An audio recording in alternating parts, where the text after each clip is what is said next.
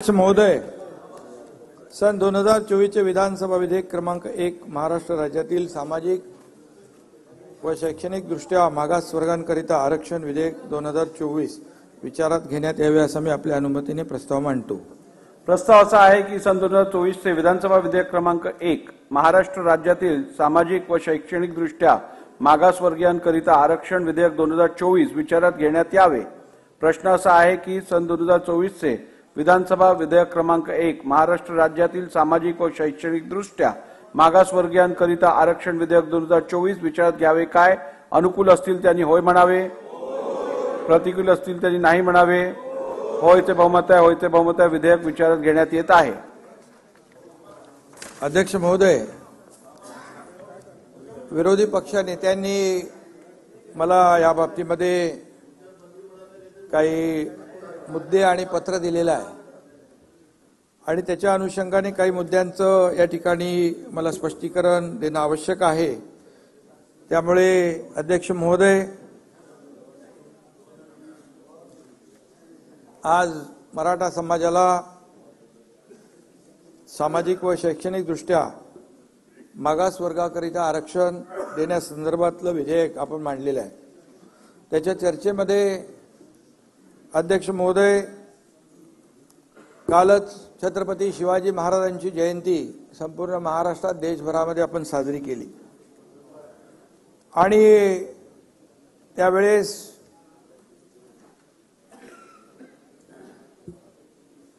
आपण पाहिलं की छत्रपती शिवाजी महाराजांची एक आमच्या दसरा मेळाव्यामध्ये देखील मी शिवाजी महाराजांसमोर नतमस्तक होऊन आपल्याला या मराठा समाज सगळ्यांचाच विषय आहे तो, मराठा समाजाला टिकणारं, कायद्याच्या चौकटीत बसणारं, ओबीसी आणि इतर समाजावर कुठलाही अन्याय न करता, धक्का न लावता आरक्षण देण्याचं एक सगळ्यांचं मत मी त्या ठिकाणी छत्रपती शिवाजी महाराजांसमोर नतमस्तक होऊन शपथ घेतली होती। वस्तुस्थिती होती आणि ते आपण साऱ्या महाराष्ट्राने पाहिलेलं आहे आणि म्हणून त्यावेळेस मराठा समाजाने आरक्षणासाठी जे काही लढा उभारला होता, जे आंदोलन केलं, तो ऐरणीवर होता। समाजाच्या भावना अत्यंत तीव्र होत्या। मला आणि आपल्या सर्वांनाच त्यांच्या वेदना आणि व्यथांची कल्पना आहे, पुरेपूर जाणीव आहे आणि राज्यभरामध्ये क्रांती मोर्चे सुरू असताना आरक्षणासाठी झगडणाऱ्या मराठा समाजाची जी काही भावना होती ती आपण जाणून आहोत। मी महाराष्ट्राचा अध्यक्ष महोदय मुख्यमंत्री आहे।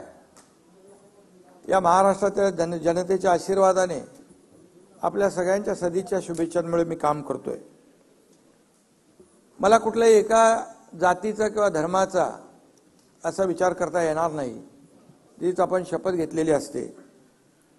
आणि मराठा समाजाचं आंदोलन जे सुरू होतं, मी त्यावेळेस एका कुठेतरी म्हणालो, या समाजाच्या सारखं इतर कुठल्याही समाजाचं जर आंदोलन आणि ते लढा सुरू असता तरी मी तीच भावना व्यक्त केली असती।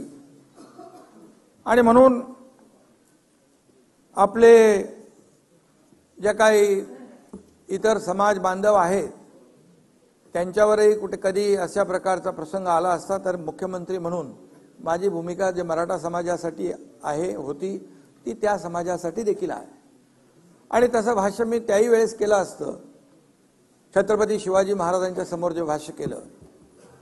आणि म्हणून अध्यक्ष महोदय, आपले आदरणीय लोकप्रिय प्रधानमंत्री मोदी साहेबांचं एक वाक्य आहे, सगळ्यांना सोबत घेऊन काम करायचं, सबका साथ सबका विकास हा मंत्र त्यांनी देशाला दिला आहे आणि राज्य देखील, या राज्यामध्ये देखील कुठल्याही प्रकारचा दुजाभाव न करता आज सरकार काम करतंय।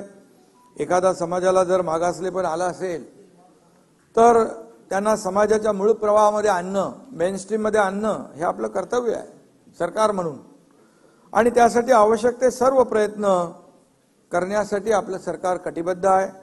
एकाचीच बाजू घ्यायची, दुसऱ्याचा विचार करायचा नाही असं सरकार म्हणून आणि मुख्यमंत्री म्हणून मला देखील करता येणार नाही, याची पुरेपूर जाणीव मला आहे आणि माझ्याकडून तसं काही चुकून कधी होणारही नाही। आणि म्हणून आज या अधिवेशनाच्या निमित्ताने मी समस्त राज्याला परत एकदा सांगू इच्छितो की ओबीसी बांधव असो किंवा इतर कोणताही समाज असो, आम्ही कोणाच्याही आरक्षणाला धक्का न लावता मराठा समाजाला शैक्षणिक आणि नोकरीतलं आरक्षण देण्याचा निर्णय घेतलेला आहे.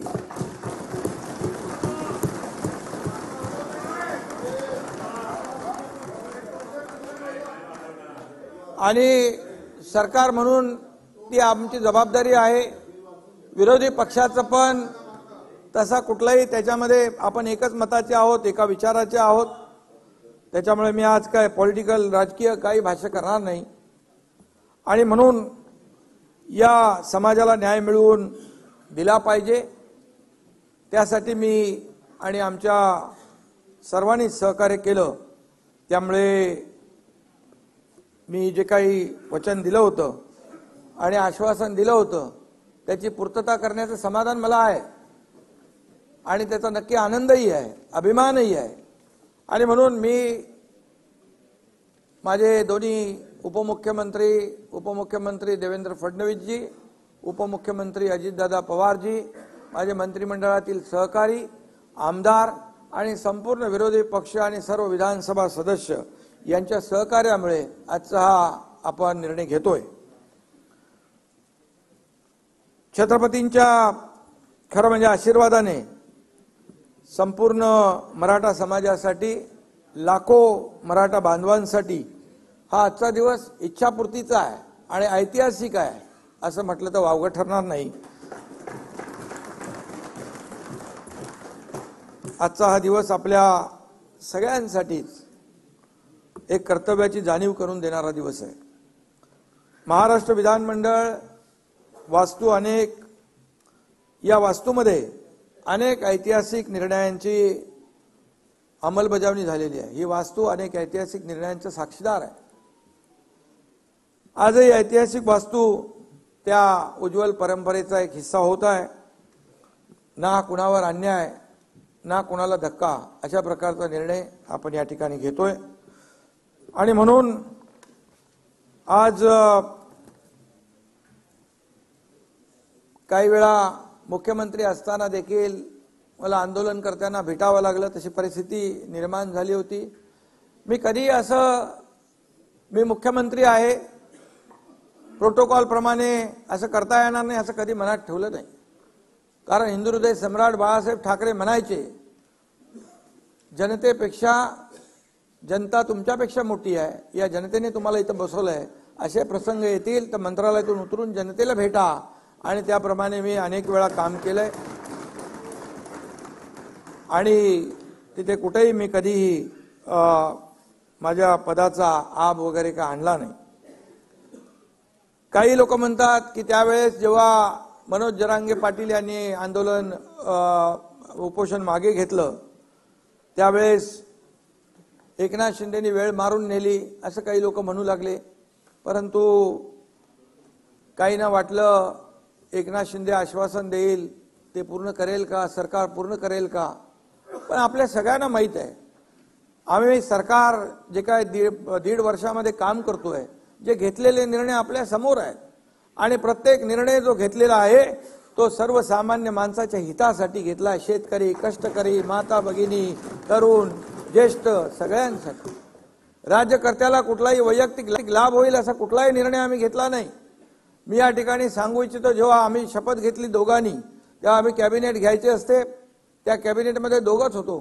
ते जरी आपण पाहिले निर्णय तर त्या निर्णयामध्ये शेतकरी, कष्टकरी, कामगारच त्यांचाच हिताचे निर्णय आम्ही पहिल्या दिवसापासून घेतलेले आहेत. आणि त्यामुळे शब्द देताना विचारपूर्वक 10 वेळा 100 वेळा विचार करून आम्ही शब्द देतो. बाळासाहेब देखील आम्हाला तसं म्हणायचे. आणि म्हणून मी आपल्याला एवढंच सांगेन, मी एक कार्यकर्ता आहे, बाळासाहेबांचा कार्यकर्ता आहे, दिघे साहेबांचा कार्यकर्ता आहे. एकदा शब्द दिला की तो शब्द मी पाळतो, पाळण्याचा प्रयत्न करतो. कधी शब्द मी फिरवत नाही. त्यामुळेच माझ्यावर खूप लोक विश्वास ठेवतात. मी राजकीय बोलू इच्छित नाही. 1.5 वर्षापूर्वीचा किस्सा मला गिरवायचा नाही. म्हणजे दिलेला शब्द पाळतो जयंतराव, म्हणून लोक विश्वास ठेवतात. आणि म्हणून आज मी तो शब्द या ठिकाणी पाळतोय. एकदा शब्द दिला की तो मागे हटण्याचा माझा काही प्रश्न नाही. आणि म्हणून मराठा समाजासाठी आंदोलन जे मनोज जरांगे पाटील त्यांच्या सहकारी यांनी केलंय, खऱ्या अर्थाने त्यांना देखील हा निर्णय जो आहे त्यांच्या आंदोलनाचा एकजुटीचा एक विजय आहे असं म्हटलं तरी वावगं ठरणार नाही. आणि म्हणून लाखो करोडो मराठा बांधवांनी आपल्या हक्कासाठी लढा देताना आजवर कधी संयम सोडला नाही. मागच्या वेळेस देखील देवेंद्रजी मुख्यमंत्री होते त्यावेळेस देखील लाखांचे मोर्चे आले, आपण पाहिले, परंतु संयम कधी सुटला नाही. आणि त्यावेळेस देखील आपण ती शिस्त पाहिलेली आहे. आणि म्हणून यावेळेस काही ठिकाणी घटना घडल्या, अनुचित घटना घडल्या, परंतु त्या घडायला नको होत्या. शेवटी या राज्यामध्ये सर्वांनी गुण्या गोविंदाने राहिलं पाहिजे. जाती जातीमध्ये तेढ निर्माण करण्याचा प्रयत्न कुणीही करता कामा नये अशी भावना आमची आहे. आणि म्हणून आज या समाजाने देखील विश्वास ठेवला, त्याबद्दल देखील मी मनोज जरांगे पाटील आणि त्यांचे सहकारी जे आहेत त्यावेळेस उपोषण मागे घेतलं आणि आपल्याला पुढे जे काही निर्णय घेता येतील त्याप्रमाणे आपण पुढची प्रक्रिया सुरू केली. मराठा समाजाचा खऱ्या अर्थाने आणि त्यांच्या मगाशीच म्हणालो एकजूट आणि चिकाटी या आणि लढ्याचा हा विजय आहे. आणि म्हणून यामध्ये आता मी एवढंच सांगेन की मराठा समाजाने गेल्या 5-6 महिन्यात जे काही आंदोलनं केली ते आपल्या सगळ्यांना माहीत आहेत. आणि परंतु त्या आंदोलनाला एक धार प्राप्त झाली होती आणि सगळ्यांनाच आपण पाहिलं की सगळ्यांना त्याची चिंता होती. ही आंदोलनं आपल्या राज्याला किंबहुना आपल्या राज्याच्या विकासाला न परवडणारी आहेत. आणि म्हणूनच मी सुद्धा एक सर्वसामान्य शेतकऱ्याचा मुलगा आहे, मलाही त्याची भावना आहे, त्यांच्या वेदना मलाही समजतात. आम्ही अनेक लोक शेतकऱ्याच्या कुटुंबात जन्माला आलो, म्हणून तर शेतकऱ्यांशी संवाद साधणं, त्यांच्या बांधावर जाणं, शेतकऱ्यांना आज मी दुसरीकडे विषय घेऊ जाऊ इच्छित नाही, परंतु सरकारने आज शेतकऱ्यांसाठी पण खूप मोठे निर्णय घेतलेले आहेत.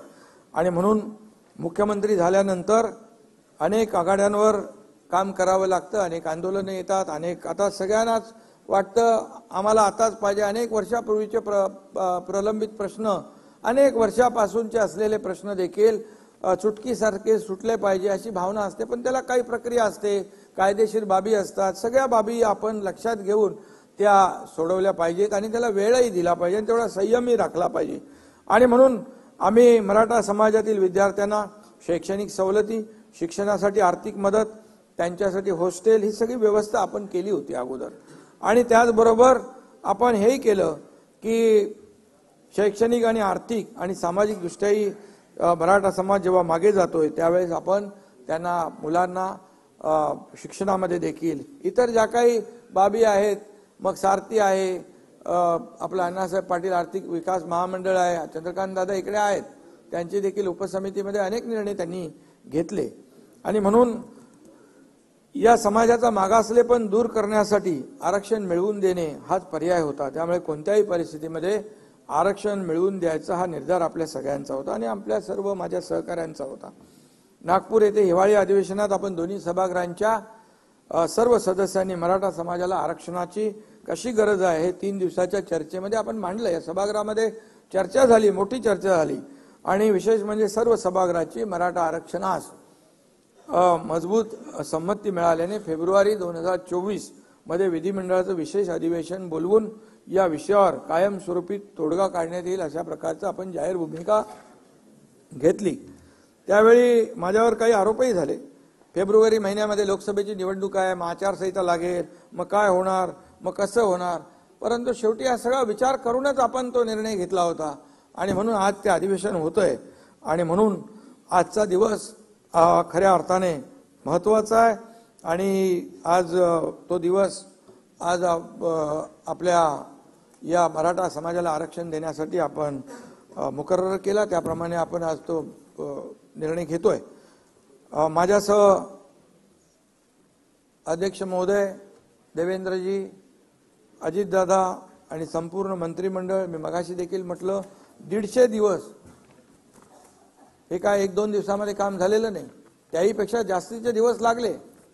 150 दिवस अहोरात्र हे सगळं काम सुरू होतं. प्रशासनातील विशेषतः सामान्य प्रशासन विभाग, राज्य मागासवर्गीय विभाग, सामाजिक न्याय विशेष सहाय्य विभाग, महसूल विभाग, विधी व न्याय विभाग तसेच वित्त विभागातील आणि गृह विभागातील अधिकाऱ्यांपासून ते अगदी शेवटच्या चतुर्थ श्रेणी कर्मचारी यांनी घेतलेली अपार मेहनत आणि त्यांचं फलित म्हणजे आजचं हे आपलं विधिमंडळाचं अधिवेशन होतंय. आणि यामध्ये जवळपास 3 ते 4 लाख लोक काम करत होते, दिवस रात्र काम करत होते. आपण त्याच्यामध्ये गोखले इन्स्टिट्यूट, टाटा इन्स्टिट्यूट असे अनेक लोकांची आपण मदत त्यामध्ये घेतलेली आहे. आणि यामध्ये सगळ्यांचं एकच उद्दिष्ट होतं की सर्वांनी मनापासून काम करून हे युद्ध पातळीवर दिवस रात्र 24/7 यामध्ये काम करून आपल्याला या सर्व जो काही उद्देश आहे आपला तो पूर्ण करण्यासाठी अहोरात्र मेहनत घेण्याचं काम या सगळ्यांनी केलं. महाराष्ट्र सरकार पूर्णपणे मराठा समाजाला आरक्षण देण्याच्या बाजूने आपण सगळेजण आहोत. त्याच्यामध्ये मला पुन्हा त्याचा उहापोह करण्याची आवश्यकता नाही. देवेंद्रजी आणि अजित पवार देखील हेच सांगत होते की आपल्याला या मराठा समाजाच्या, कारण एकदा तर देवेंद्रजी मुख्यमंत्री असताना आपण आरक्षण दिलं होतं, त्याच्यामध्ये मी जाणार नाही. आपण ते हायकोर्टमध्ये टिकवलं देखील, पण दुर्दैवाने सुप्रीम कोर्टामध्ये ते रद्द झालं. पण आपलं ठरलेलं आहे मगाशी, त्यामुळे त्याच्यावर मी जास्त भाष्य करू इच्छित नाही. आणि त्या अडचणी ज्या आहेत त्या दूर झाल्या पाहिजेत. त्यामध्ये या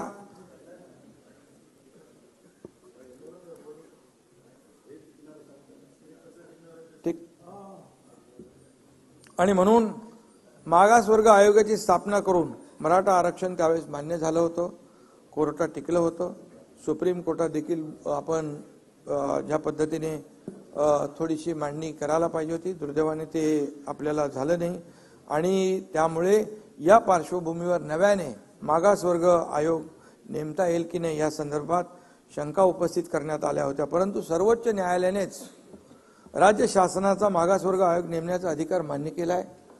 इंदिरा साहनी प्रकरणामध्ये घटनापीठाने जो निर्णय दिला त्याच्या परिच्छेद 550 मध्ये म्हटलंय, for the purpose and object that those communities who were earlier backward and advance should be excluded and those communities who were earlier advance and might have degraded into backward class should be included. Thus, the state was fully entitled to appoint backward classes commission to collect relevant data and submit a report. हे आपल्याला कुठलंही असं बेकायदेशीर काम आपण करत नाहीये. पूर्णपणे कायदेशीर बाबी यामध्ये आपण पाहून या ठिकाणी आपण काम करतोय. त्यामुळे यासाठी आपण न्यायमूर्ती सुक्रे साहेबांच्या अध्यक्षतेखाली स्थापन केला मागासवर्ग आयोग. हा पूर्णतः वैध असून या आयोगाने अत्यंत काळजीपूर्वक आणि मेहनतीने निरगुडे राजीनामा दिला त्यांनी. आणि म्हणून आपण सुक्रे साहेबांचं अध्यक्षतेखाली काळजीपूर्वक आणि मेहनतीने तयार केलेला अहवाल शासनाने स्वीकारला ना. नाही, तुम्ही माझ्याशी बोला ना. शासनाने स्वीकारलाय.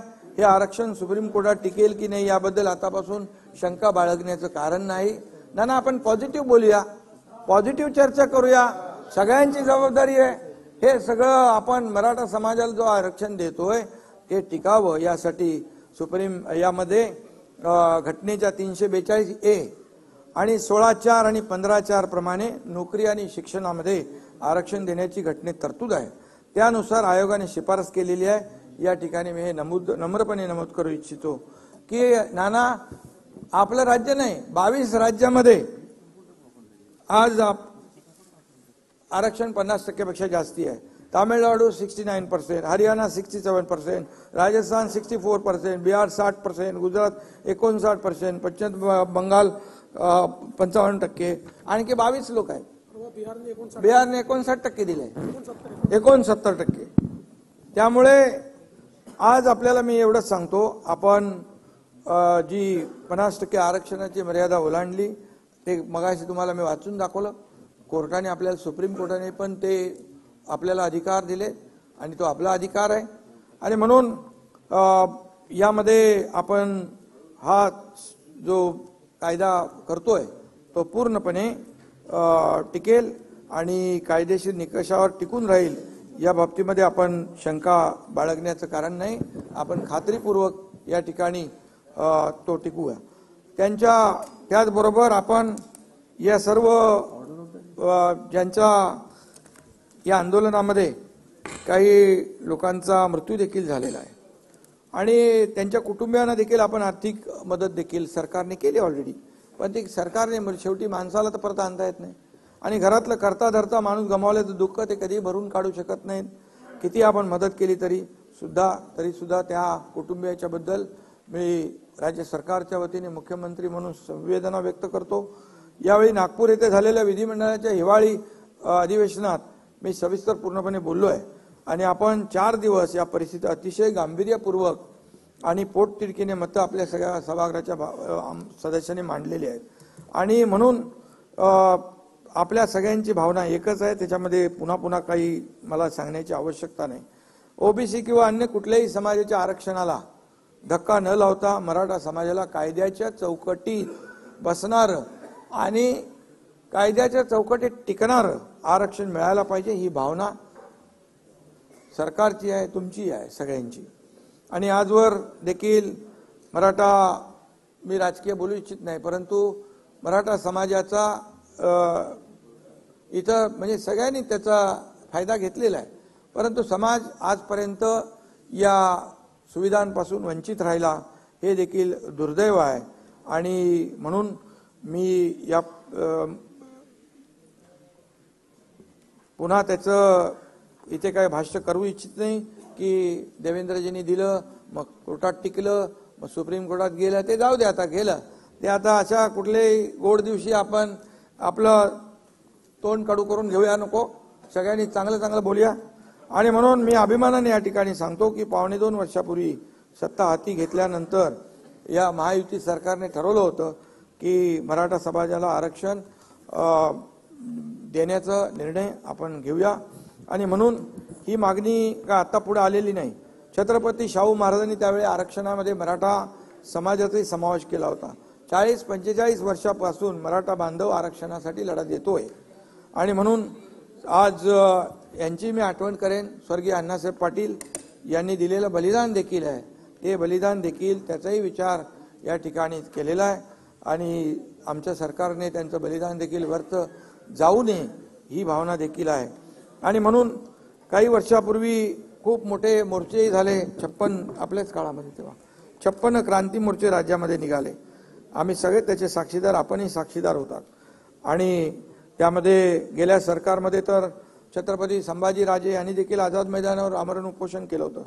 त्यांच्याशी देखील चर्चा करून मराठा आरक्षणासाठी जे काही करता येईल, म्हणजे आरक्षण देण्यापूर्वी जे काय करता येईल त्यांना ओबीसी प्रमाणे सवलती देणं, मुलांना शिक्षणामध्ये सवलती देणं, नोकऱ्यांमध्ये जे काय आपण सारथी अण्णासाहेब पाटील आर्थिक विकास महामंडळ त्याच्यातून आपण मदत करणं, हे आपण त्याप्रमाणे करत होतो. आणि काही निर्णय घेतले पण आपण.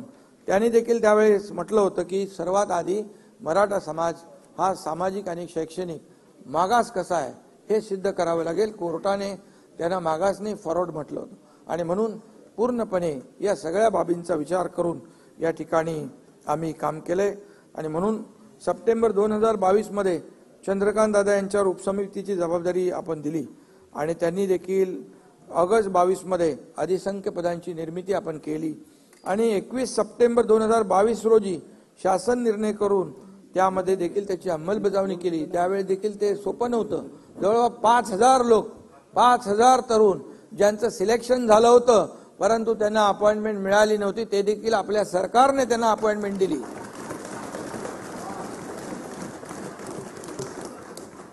सर्वोच्च न्यायालयाने मराठा आरक्षण रद्दबातल करताना जे निष्कर्ष नोंदवले होते त्यावर आम्ही पूर्णपणे लक्ष केंद्रित केलेलं आहे आणि त्यासाठी भोसले आयोग आम्ही नेमला.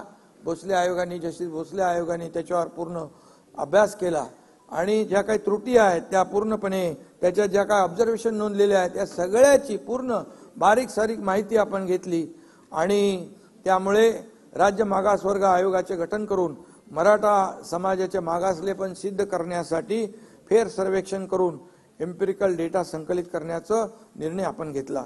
खरं तर हे सगळं आता कोणी करायला पाहिजे होतं, काय कोणी केलं नाही याच्यात मी जात नाही, कारण आज आपला आचारसंहिता आपण घालून घेतली आहे. पत्रात आहे ना, ते चालू आहे ना, पत्राचं उत्तर आहे. आणि म्हणून ते चालू आहे ना, तुम्हाला देतो. आणि म्हणून यामध्ये सर्वोच्च न्यायालयात क्युरेटिव्ह पिटिशन वर देखील सुनावणी झाली. त्यात देखील राज्य सरकारच्या बाजूने भक्कमपणे बाजू मांडण्यात येईल. त्यामध्ये देखील आता आज आपण हे देतोच आहे. त्यामुळे मराठा आरक्षणाच्या बाजूने युक्तिवाद करण्यासाठी राज्य सरकारच्या वतीने सिनियर काउन्सिलची देखील आपण फौज उभी केलेली आहे. त्यामध्ये ज्येष्ठ विधिज्ञ नाना हरीश साळवे साहेब, मुकुल रोहतगी आणि तुषार मेहता, आपले सॉलिसिटर जनरल, आणि असे आत्माराम नाडकर्णी, पटवालिया, विजयसिंग थोरात, साखरे, शेखर जगताप, वैभव सुखदरे, अक्षय शिंदे आदी सांगतो, म्हणजे तुम्हाला लक्षात असं. आणि या लोकांनी अगोदरच्या सरकारमध्ये पण काम केलं, असं आपण काही त्यांना हे डावललं नाही. उच्च न्यायालयात मराठा आरक्षणाची बाजू सक्षमपणे मांडणाऱ्या विधिज्ञांचीही या कामी मदत घेतली जाते आहे. ते पण आपले मदत करतात. टास्क फोर्स देखील स्थापन केलाय. उच्च न्यायालय आणि सर्वोच्च न्यायालय आणि इतर न्यायालयीन पातळीवरही मराठा समाजाचे आरक्षण कसं टिकून राहील याबाबत शासन आणि आयोगात समन्वय राखण्यासाठी निवृत्त न्यायाधीश दिलीप भोसले यांच्या अध्यक्षतेखाली समिती नेमली आहे. या समितीमध्ये निवृत्त न्यायाधीश मारुती गायकवाड, न्यायमूर्ती संदीप शिंदे यांचे सल्लागार म्हणून नियुक्ती केली आणि त्यांच्याशी देखील सातत्याने संवाद या ठिकाणी सुरू आहे. मराठा समाजाच्या आरक्षणाच्या मागणीवर चर्चा करण्यासाठी तसेच मराठा आरक्षण व सुविधा मंत्रिमंडळ उपसमिती, मुख्य सचिव तसेच मान्य मुख्य न्यायमूर्ती श्री दिलीप भोसले यांच्या अध्यक्षतेखाली सल्लागार मंडळाच्या एकूण 50 बैठका झाल्या. आणि दरम्यान मराठा समाजाचे सामाजिक व शैक्षणिक मागासलेपण तपासणी करण्यासाठी 13 नोव्हेंबर 2023 रोजी राज्य मागासवर्ग आयोगाला टर्म्स ऑफ रेफरन्स निश्चित करून देण्यात आले. राज्य मागासवर्ग आयोगास तातडीने 367 कोटी रुपये उपलब्ध करून देण्यात आले. आयोगाच्या पुण्यातील कार्यालयात देखील वाढीव जागा पाहिजे होती, ती दिली. आवश्यक ती सगळी साधन सामुग्री संसाधनं त्याला उपलब्ध करून दिली. नमुना सर्वेक्षण न करता सर्वोच्च म्हणजे सॅम्पल सर्वे न करता सर्वोच्च न्यायालयाने जे काही इम्पिरिकल डेटा गोळा करण्याचं जे काही त्याच्यामध्ये त्रुटीमध्ये आलं होतं ते मोठं शिवधनुष्य उचलायचं होतं आणि त्यामुळे सर्वेक्षण अचूक आणि निष्पक्षपणे वैज्ञानिक प्रोफेशनल पद्धतीने होणं गरजेचं होतं. त्यासाठी Gokhale institute of politics and economics Pune, IIPS यासारख्या नामांकित संस्थांची मदत देखील घेण्यात आली. विजयराव त्यांनी यासाठी स्वतंत्र संगणक प्रणाली विकसित केली, प्रश्नावली तयार करण्यात आली, सर्व महसूल यंत्रणा यासाठी तयार ठेवण्यात आली. सर्व जिल्हाधिकारी, पालिका आयुक्त यांना नोडल अधिकारी म्हणून नेमलं गेलं. त्यांच्या वारंवार बैठका घेतल्या, VC घेतल्या. जवळपास 3 ते 3.5 लाख प्रगणक नेमण्यात आले. त्यांचं मास्टर ट्रेनिंग झालं. 23 जानेवारीपासून युद्धपातळीवर सर्वेक्षणाचं काम सुरू झालं. हे सर्वेक्षण अचूक करायचं होतं आणि वेळेत पूर्ण करायचं होतं. हे चॅलेंज तर होतं आणि म्हणून मला सांगायला अतिशय आनंद आणि अभिमान आहे की 2 फेब्रुवारी 2024 म्हणजे या कालावधीमध्ये त्यांचं नाही का आवाज येत नाही. कोण बसले बाबा तिकडे?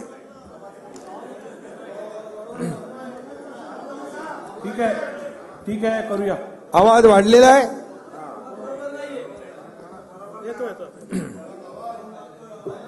इयरफोन वापरा. इयरफोन ठीक आहे. हेडफोन वापरा. मी सगळ्या ज्या काही तांत्रिक अडचणी सुरुवातीच्या तक्रारी त्यामध्ये दूर केल्या.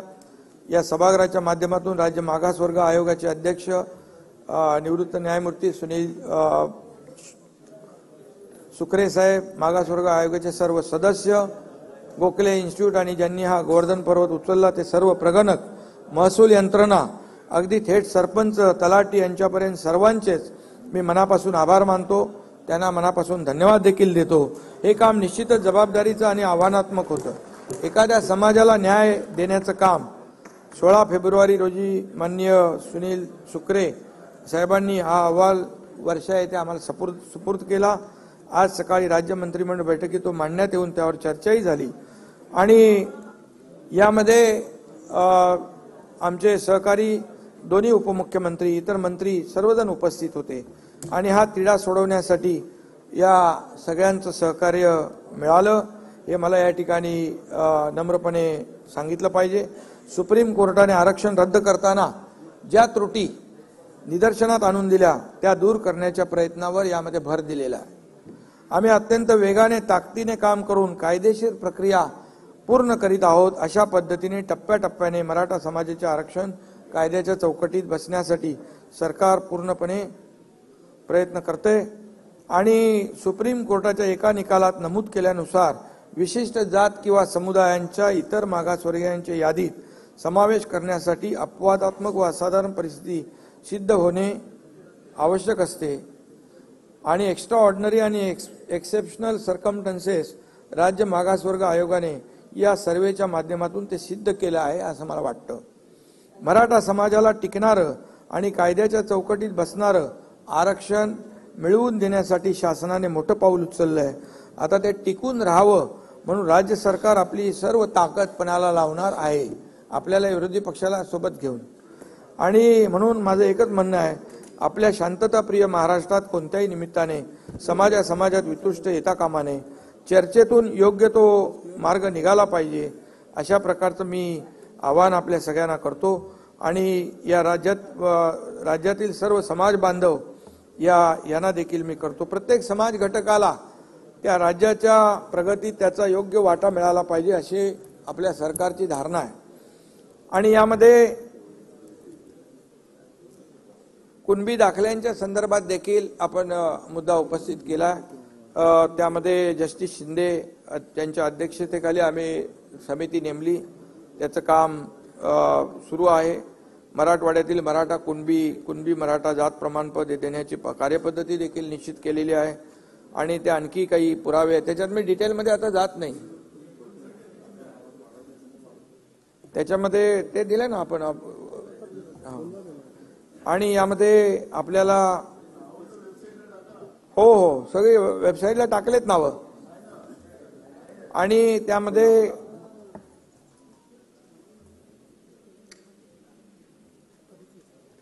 अधिसूचना आपण जी काढली होती त्या अधिसूचना देखील संपूर्णपणे मराठा समाजाच्या नेत्यांनी पूर्ण वाचली होती आणि त्या अधिसूचनेमध्ये आता अधिसूचना काढल्यानंतर 16 तारखेपर्यंत त्याला सूचना हरकती होत्या आणि नाना 6 लाख हरकती आलेल्या आहेत। तर आता 6 लाख हरकतीची छाननी सुरू आहे आणि छाननी सुरू असल्यामुळे त्याची योग्य ती प्रक्रिया पूर्ण करून कंप्लीट प्रोसेस पूर्ण करून त्यावर सरकार योग्य तो निर्णय घेईल। हे आपल्याला जी शंका होती त्या बाबतीमध्ये मी या ठिकाणी सांगतो। त्या डिटेल मी आज जात नाही कारण ते मग सगळे ते सांगितलं ना, जी सगळे सोयऱ्यांचे जे 6 लाख हरकती आलेल्या आहेत त्या नोटिफिकेशनवर, त्या अधिसूचनेवर जी अधिसूचना काढली आपण त्याच्यावर 6 लाख हरकती आल्यात, त्याची छाननी सुरू आहे। आणि म्हणून मी आपल्याला एवढंच सांगतो की आता कलम आणि यामध्ये देखील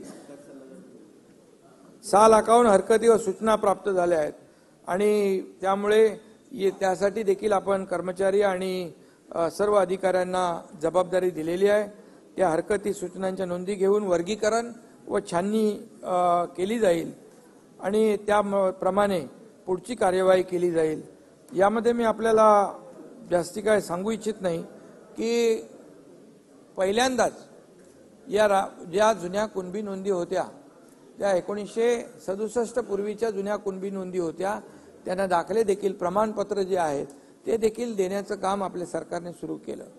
आणि कुठल्याही परिस्थितीमध्ये मी पुन्हा एकदा सांगतो की ओबीसी समाजावर अन्याय न करता, त्यांच्या समाजाला आरक्षणाला धक्का न लावता या ठिकाणी हे आरक्षण देण्याचा निर्णय आपल्या सरकारने घेतलेला आहे।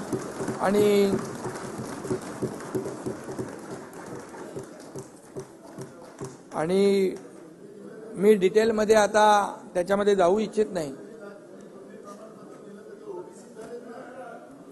जो कायदाच आहे 2000चा कायदा, त्याचे 2012ला रूल्स झाले नोटिफिकेशन पण आपण काढले त्याच्या आधारावर केलं. या कायद्यामध्ये याच्यामध्ये नियमामध्ये सुटसुटीतपणा स्पष्टता आणण्यासाठी आपण ते केलंय. तुम्ही ते पूर्ण नीट वाचून बघा. त्या वाचून बघितल्यानंतर तुम्हाला ते कळेल की ते नोटिफिकेशन काय आहे. आणि त्या नोटिफिकेशनवर पूर्णपणे आज 6 लाख आक्षेप आलेले आहेत आणि त्यामुळे त्याच्यावर पूर्ण छाननी केली जाईल. मी मनोज जरांगे पाटील आणि त्यांच्या सहकार्यांना देखील विनंती करतो की हे मराठा आरक्षण देण्याचा निर्णय देण्याची शपथ आम्ही घेतल्यानंतर 3 महिन्यामध्ये हे मराठा आरक्षण दिलेलं आहे.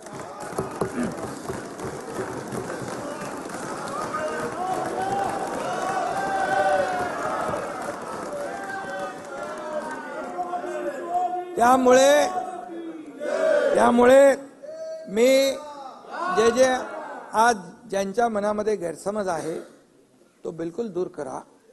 हे आरक्षण टिकण्यासाठी ज्या बाबींवर सर्वेक्षण व्हायला पाहिजे त्या डिटेलमध्ये मी जात नाही. भूधारक, लँडलेस, त्याचं कच्चं घर, आत्महत्या केलेले आहेत, ऊसतोड कर्मचारी आहे, मोलमजुरी करणारी आपली भगिनी आहे, डबेवाले आहेत, किती सगळ्या माथाडी आहेत, सगळे त्याच्यामध्ये आलेले आहेत. आणि त्यामुळे हा डिटेल सर्वे आहे. हा सॅम्पल सर्वे नाही, हा एक्सटेन्सिव्ह सर्वे आहे. हा पूर्णपणे डीप मध्ये जाऊन सर्वे केलेला आहे. आणि त्यामुळे 2 कोटीच्या वरती त्याचा आकडा आहे माझ्याकडे, 2.5 कोटी लोकांपर्यंत जाऊन 4 लाख लोकांनी हे काम केलेलं आहे. त्यामुळे हे मराठा आरक्षण टिकणारच. आणि जसं मी म्हटलं की आणि आम्ही न्यायालयाला पटवून देऊ की हा मराठा समाजामध्ये काही लोक पुढारलेले आहेत, एवढे पुढारलेले आहेत आणि एवढे मागासलेले आहेत. आणि म्हणून त्यांच्यावर अन्याय होऊ नये म्हणून सरकारने हा निर्णय घेतलेला आहे. आणि जसं आणि तुम्ही पण येऊ शकता इकडे. आणि म्हणून यामध्ये विश्वास ठेवा. जे आरक्षणासाठी जे काय आणखी आंदोलन सुरू आहेत त्याने देखील विश्वास ठेवावा. सरकार कुठलाही दुजाभाव करणार नाही आणि सरकार कायद्याच्या चौकटीमध्ये बसून पूर्णपणे हे आरक्षण देतंय. आणि जे मगाशी म्हटलं की जे नोटिफिकेशन आपण काढलेलं आहे या पुन्हा एकदा मी सांगतो नाना विजय भाऊ, नोटिफिकेशनवर 6 लाख हरकती आलेल्या आहेत. घाई गडबडीमध्ये कुठलंही नोटिफिकेशन फायनल करणं हे जनतेच्या हिताचं नाही. ती फसवणूक आम्ही कोणाची करणार नाही. त्याच्यावर पूर्ण प्रक्रिया करून छाननी करून त्याच्यावर देखील सरकार योग्य तो निर्णय घेईल. आणि म्हणून आंदोलनकर्त्यांना देखील मला विनंती करायची आहे, जसं सरकार बोलतं तसा निर्णय घेतं हे मराठा आरक्षणाच्या वरून आजच्या निर्णयावरून त्यांनी देखील समजून घेतलं पाहिजे आणि संयम राखला पाहिजे. कारण आणि शेवटी समाज आणि सरकार असं काय वेगळं आम्ही मानत नाही. आणि म्हणून यामध्ये ज्यांच्यावर गुन्हे दाखल झाले होते, जे किरकोळ म्हणजे लोकशाहीमध्ये आपण आंदोलन करतो त्याप्रमाणे आंदोलन ज्यांनी केलं त्यांचे पण आम्ही गुन्हे मागे घेतले. ज्यांनी मालमत्तेचं नुकसान केलंय, ज्यांनी कोणाला इजा केलेली आहे, हे तात्काळ आपल्याला त्याचं वर्गीकरण आपण केलेलं आहे. आणि म्हणून जे आम्ही बोलतोय ते सरकारने केलेलं आहे, करून दाखवलेलं आहे. आणि त्यामुळे आंदोलनकर्त्यांनी देखील सरकारवर विश्वास ठेवण्याची आवश्यकता आहे, संयम बाळगण्याची आवश्यकता आहे. आणि म्हणून मी आपल्या सगळ्यांच्या